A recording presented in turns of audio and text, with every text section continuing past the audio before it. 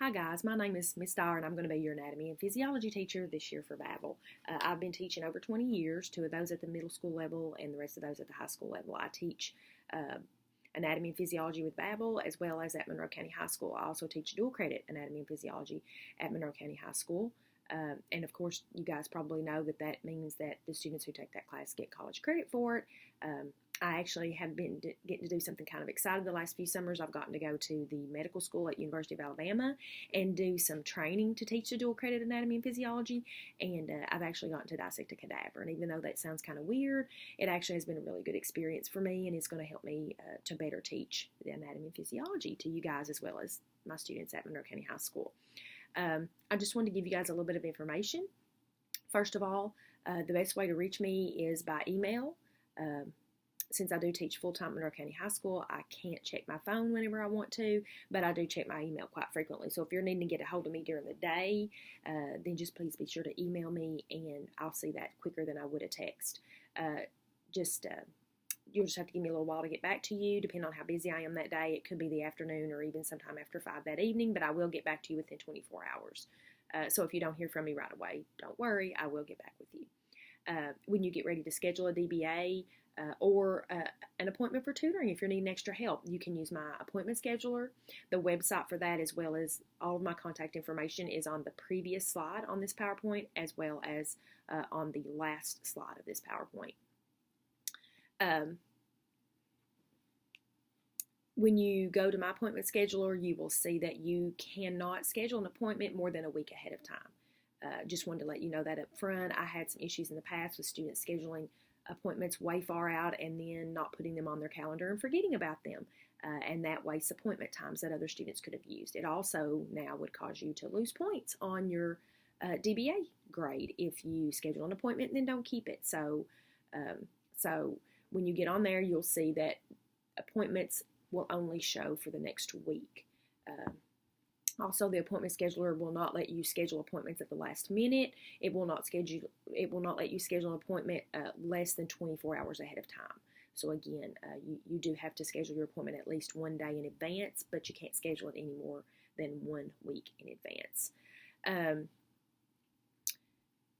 Another thing that's very important that I've had experience with in the past is students scheduling a DBA like at the very beginning of their module when they haven't even really started working on it yet, and then the DBA time comes and they're not ready for it, so then they cancel it and schedule it again, and then they keep doing that. And what that ends up leading to is a lot of wasted appointments that other students could have used. So please, be careful when you're scheduling those appointments. It's not that I don't want you to schedule them. I just want you to schedule them when you're ready for one, rather than scheduling it, way far in advance and then forgetting it or not being ready for it, or scheduling it, at the very beginning of the module when you haven't even started working on the module yet. Chances are those lessons in that module might take longer than what you thought they were going to take. And so if you schedule that appointment at the very beginning of the module, by the time the appointment gets there, chances are you won't be ready for it yet. You won't have all the lessons in the module done. So, just be careful when you're scheduling those appointments. Make sure that you're a pretty good ways through the module. You kind of have a good idea of when you're going to be finished with the module and ready for a DBA before you get on there and schedule the DBA. Most of the time when you get on there will be appointments available. I don't have a huge number of students that will be needing to do DBAs this semester, except maybe toward the end. It's probably going to get a little bit crazy and crowded like it normally does there at the end of the semester. But for the most part, for most of the semester, I don't expect to have a big problem with students having trouble finding a time that they can schedule an appointment, because I'm teaching some classes this year that are a little bit different and won't require students to do as many DBAs as normal. So I feel like normally when you get on there to schedule a DBA, there will be an appointment available. If for some reason you get on there and you cannot find an appointment available, just email me to find out what's going on. Chances are, however, if you just wait a day or two and go back, there will be open appointments on there. So, but if you do have any questions or concerns about scheduling an appointment, please let me know.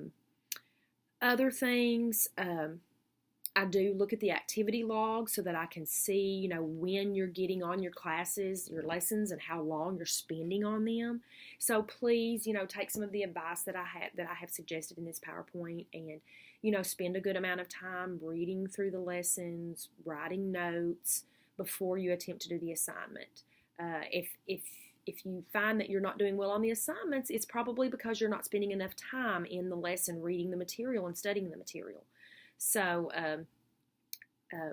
if I find that you're doing poorly on the assignments and I go back and see that you're not spending a lot of time on the lesson, then, I am going to say something to you about that.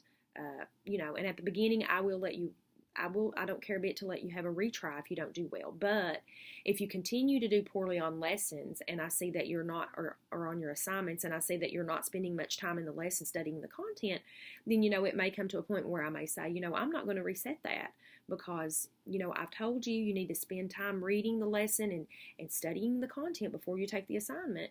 And if you're not going to do that, then I'm not going to, keep resetting the lessons for you. So please just do what you should do as a good student and read the assignments, read the lessons, study the content before you attempt to do the assignment.